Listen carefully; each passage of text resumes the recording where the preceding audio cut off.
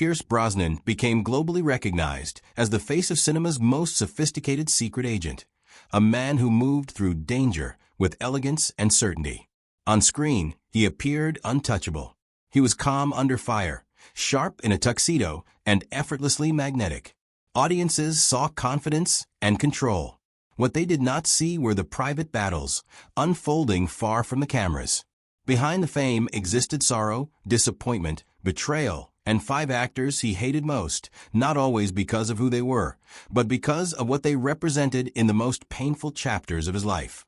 For years, Brosnan kept those feelings guarded. He understood the value of diplomacy in an industry built on perception. Yet the truth was more complicated than polished interviews and red carpet smiles. The wounds were real. Some were professional. Others cut straight through his heart.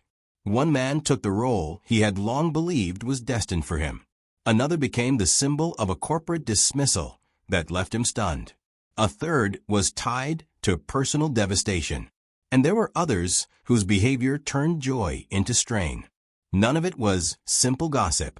Each name carried history. Number 1. Timothy Dalton. Long before Brosnan officially stepped into the role of James Bond, he had been informally promised a part. In the mid-1980s, Bond producer Albert Cubby Broccoli had singled him out as the franchise's future. Brosnan seemed perfect for the character. He had the looks, the polish, and the balance of charm and steel. Even Ian Fleming's widow reportedly believed he embodied the Bond her husband had imagined. The path appeared clear. At that time, however, Brosnan was starring in the television series Remington Steele. When the show was canceled in 1986, it seemed fate had aligned. He was free. The Bond tuxedo appeared within reach.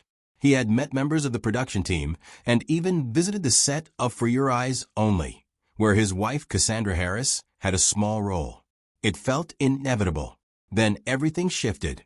As excitement around his possible casting intensified, NBC reversed its decision and revived Remington Steele in an effort to improve ratings. The network ordered additional episodes, binding Brosnan to his contract. He was forced to decline Bond. It was not a choice. It was an obligation, and it devastated him.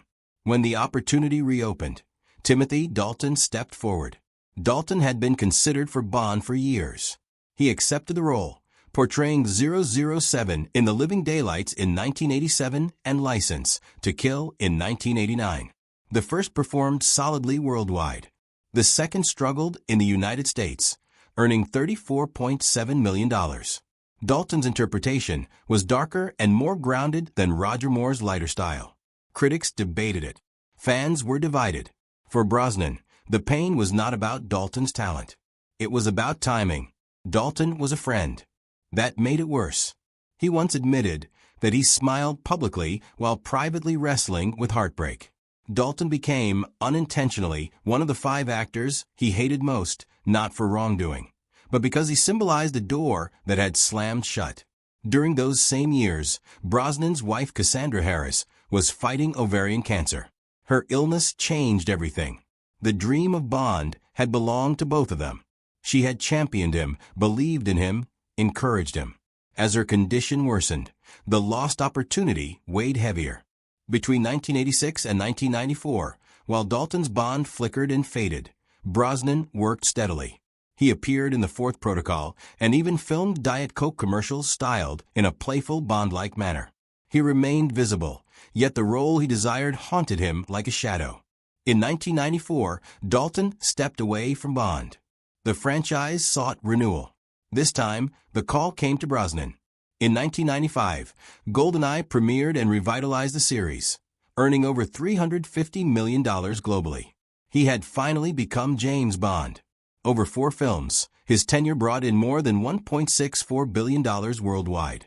For an entire generation, he was the definitive 007. Yet the earlier hurt did not vanish. Dalton had been a friend. But in Brosnan's heart, he would always represent the dream deferred. The second deeply painful figure in Brosnan's life was not simply an actor in the professional sense, but someone tied to personal tragedy. His adopted son, Christopher. To the public, Christopher was known as Pierce's son. To Brosnan, he was something sacred, a second chance at fatherhood. When Brosnan married Cassandra Harris in 1980, she brought 2 children into the marriage, Charlotte and Christopher. After their biological father, Dermot Harris, passed away in 1986, Brosnan legally adopted them. He gave them his name and his unconditional devotion. Christopher grew up close to his sister Charlotte and his younger half-brother Sean. For years, the family was tightly bonded. Brosnan often said that becoming part of that family was more meaningful than simply becoming a father. Then, in 1991, Cassandra died after a 4-year battle with ovarian cancer. Christopher was only 19. The loss struck him profoundly. While Brosnan threw himself into work and parenting, Christopher began to unravel. He worked behind the scenes on Tomorrow Never Dies and The World Is Not Enough, trying to remain connected to the world his father inhabited. But trouble surfaced. In 1996, he was fined £1,000 for drunk driving. In 1997, he was arrested again and served 3 months in prison. Drugs entered the picture.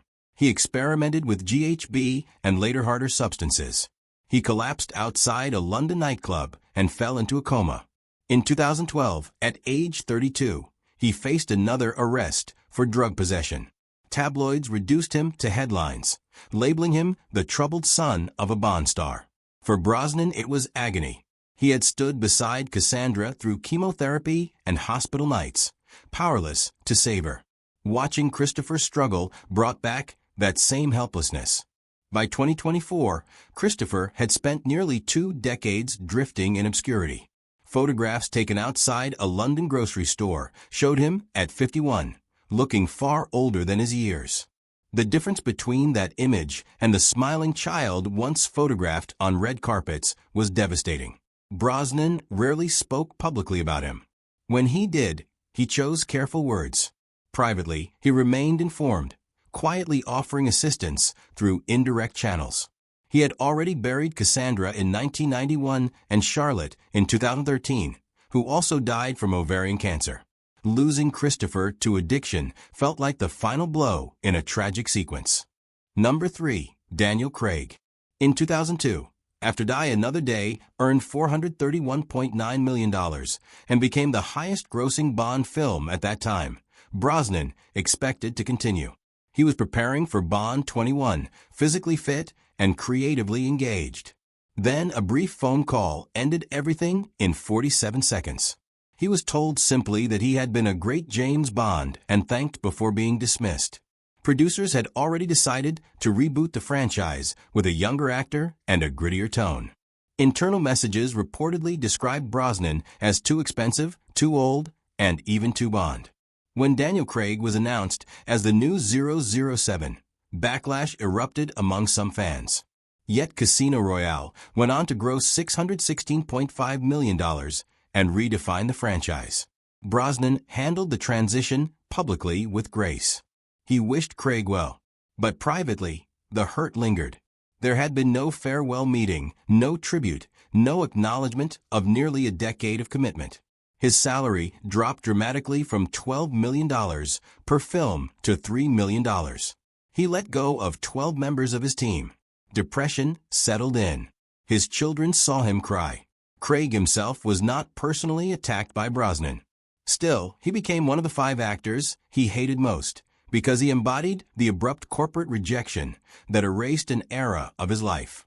The 4th painful professional experience came during the filming of Mamma Mia. What should have been a lighthearted, healing project turned tense due to conflict with a co-star whose behavior reportedly disrupted production. Brosnan, trained in Shakespeare, mime, and classical theater, valued professionalism and mutual respect. Reports described sudden costume demands and last-minute changes. At times, he simply told the director to capture the scene, and he would adapt. He chose restraint over confrontation, yet distanced himself once filming concluded. The final figure among the 5 actors he hated most was not always publicly named, but represented those within the industry who treated loyalty as disposable. For Brosnan, the deepest cut was not rivalry but indifference. After performing his own stunts, including the now iconic bungee jump in GoldenEye, He expected at least acknowledgement. Instead, silence followed his departure. No tribute. No montage. No formal goodbye. Hollywood moved on.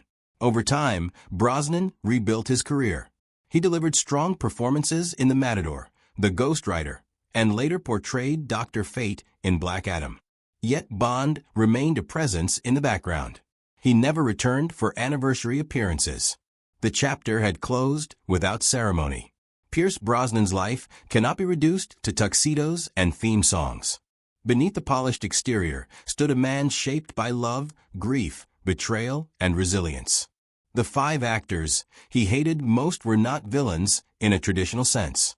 They were symbols of heartbreak, loss, professional dismissal, and broken expectations. His story is not just about James Bond. It is about loyalty tested, dreams delayed, identity shaken, and the quiet strength required to endure it all.